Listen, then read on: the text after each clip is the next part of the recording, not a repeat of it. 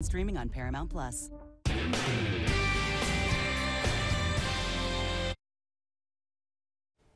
Coming up at 11, COVID numbers continue to go down in Kentucky and the guidance is changing. Dedicated to Eastern and Southern Kentucky, this is WYMT Mountain News at 11.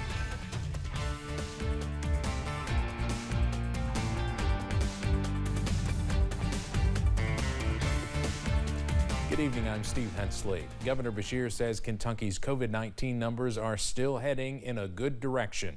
Kentucky added only 671 new cases today, bringing our state total to more than 1,277,000. Kentucky also added 34 new deaths, increasing the state total to 13,856. The positivity rate keeps dropping. It is now around 8.5%. On Friday, the CDC issued new masking guidance nationwide, changing the way they determine what is and is not a high-risk county is at the center of the change. WYMT's Zach Hawk has more on what this means in Eastern Kentucky and living safely with COVID moving forward. Governor Andy Beshear shared a continuing downward trend of COVID-19 measurements Monday. Positivity rate, 8.56%. It continues to fall, just like our case numbers. And we're under 1,000 people currently in the hospital. These numbers leave Eastern Kentucky counties firmly in the red, but the CDC is using a new community transmission model. What we're going to notice right now is that we are, as of last week, we were still in the predominantly high-risk category. You're going to see that change quickly. The new model focuses on local hospital conditions to identify high-risk areas. In response, the Kentucky Department for Public Health will use a new three-tiered map. Each tier comes with its own safety recommendations. It's only, though, when we get to the high-risk category in the red where we'll recommend universal masking. The governor emphasized Kentuckians will need to make masking decisions that are right for themselves. Negative social pressure could be really hard, and it might push people to take off a mask when they need to be wearing them. And if you're somebody that's been fired up about your freedom not to wear a mask, it's certainly someone's freedom to wear a mask. Dr. Stack boiled down the keys to living with COVID-19. These include getting vaccinated, keep up to date with vaccine boosters, isolate when sick or test COVID-19 positive, consider mask use following exposure, and for high-risk people. In Hazard, Zach Hawk, WYMT Mountain News. Updated maps are not available just yet, but they will be on the Kentucky COVID-19 website once all the needed data is analyzed, hopefully in 2 to 3 days. President Biden has approved a disaster declaration following the New Year's storms in parts of Kentucky. That will open up disaster funding to a number of counties who were impacted by the storms and flooding between New Year's Eve and January 2nd.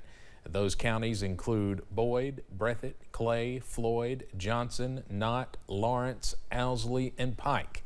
The federal funding can be used by local governments and nonprofits to help with repairs.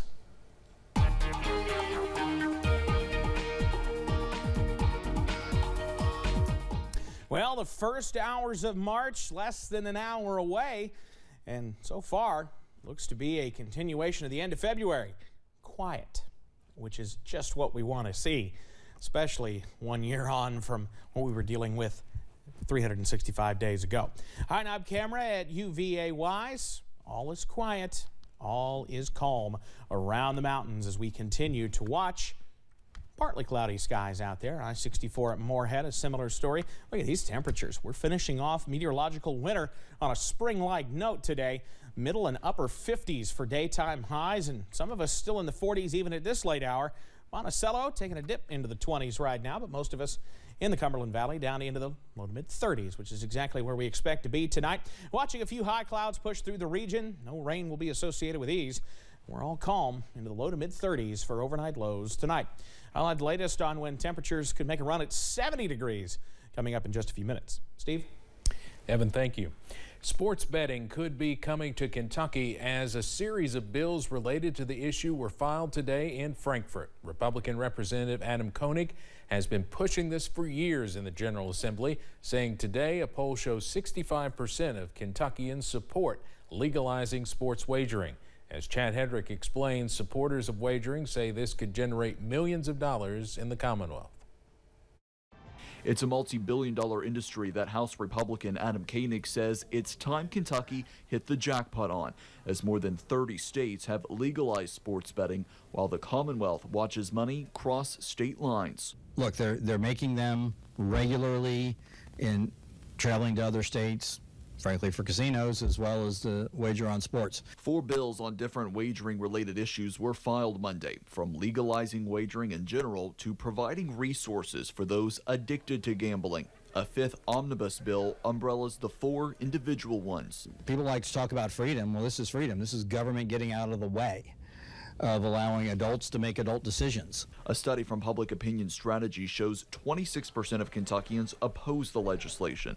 That includes the Family Foundation, saying sports wagering is not constitutional in Kentucky. They're also against what they call the social harms to Kentucky families caused by the, quote, predatory gambling industry, adding government-promoted sports wagering will only further impoverish Kentucky's poor by taking money from the hands of Kentucky families and shifting it to the gambling industry. Koenig responding to criticism by saying gambling is happening regardless if there are laws in place, with $2 billion wagered illegally every year. We can either bury our heads in the sand and tell people that they're not grown adults and they can't make these decisions, or, like I've said, we give them the opportunity to do so. We tax it, we regulate it. Koenig says he believes he has the votes to get the bill through the House, but couldn't speak for the Senate. In Frankfort, Chad Hedrick, WKYT. Koenig says the bill that addresses gambling addiction would establish a trust for awareness, prevention, and treatment. It will be funded by $225 million from last year's settlement of an illegal online gambling lawsuit filed by the state in 2011. The House Education Committee will hold a hearing tomorrow for a bill on name, image, and likeness rules for college athletes. It already passed out of the Senate unanimously earlier this month. If it becomes law, it would set regulations for NIL deals in Kentucky. Earlier this month, UK basketball coach John Calipari testified in support of the bill. Coach Cal is asking for prayers from the Big Blue Nation tonight. In a tweet earlier today, Cal said former Wildcat Tyler Eulis was involved in a car accident in Michigan. The Lexington Herald leader reports Eulis suffered a broken ankle and other injuries. His father says Eulis was hit head-on. Eulis is expected to undergo surgery on his ankle Wednesday. The Department of Justice says Christopher Adam Cole of Knott County was sentenced to 294 months in federal prison for charges related to 2 armed carjackings. Cole admitted to using a gun to steal a vehicle from one person back in August and a separate vehicle in September from a different person. Cole was assisted by Angela Granny Vanover of Perry County during the September carjacking. She pleaded guilty to aiding and abetting the carjacking and was also sentenced to 126 months in federal prison. Vanover was also ordered to pay restitution to the victim. Brandy Hurt of Perry County pleaded guilty to assisting Cole during the August carjacking and was previously sentenced to 67 months in prison. A man has died after being hit by a car last week. The Laurel County Sheriff's Office says 32-year-old Kenneth Martin was hit by a car last Thursday on Kentucky 363, also known as Keavy Road. He was flown to the University of Tennessee Hospital where he died. They say the driver of the car was not hurt. Right now, it's not clear if any charges will be filed, and the crash is still under investigation. In Corbin, a traffic violation led to a felony arrest. Mark Lawson is facing several felony charges, and his passenger Latasha Raines was also charged. Corbin police say a car was pulled over by an officer for not having registration.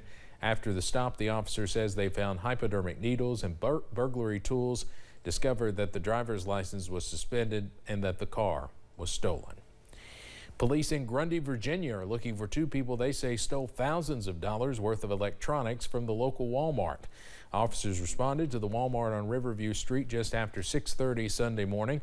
Employees say the 2 suspects walked to the electronics section of the store and stole more than $20,000 in merchandise. The 2 suspects joined a 3rd suspect in a newer model silver Ford F-150 and drove off.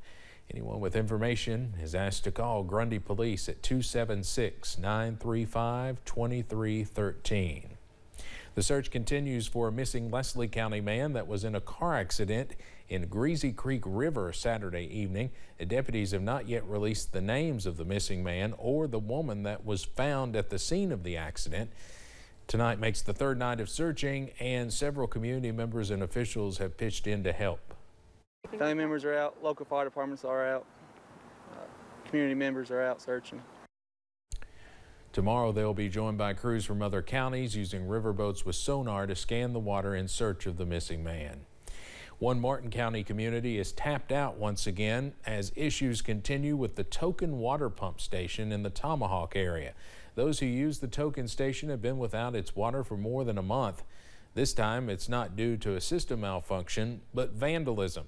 Officials with Alliance Water Resources say they are working to fix problems for their customers against the weather and other unforeseeable factors, but this type of crime is only adding to the weight that is already pressing down on an entire community.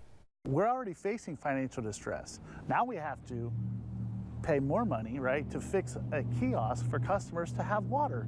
And that is frustrating, and this isn't the first time. You know, since I've been here in the past 2 years, I know of 4 specific incidents where we've had vandalism. The issues are expected to be addressed soon. The district ordered a new electronic system to replace the old Token version and plans to install new security measures as well. Coming up on Mountain News at 11, scammers are becoming more creative and in turn making scams more prevalent. We talk to experts on how to avoid becoming a victim. And we're in meteorological winter's home stretch, and spring-like weather looks to be winning out. I've got the very latest straight ahead. I'm Kelly Collins. And I'm Taylor Shepard. And we are with the Golden Law Office. We both began our legal careers in Lexington.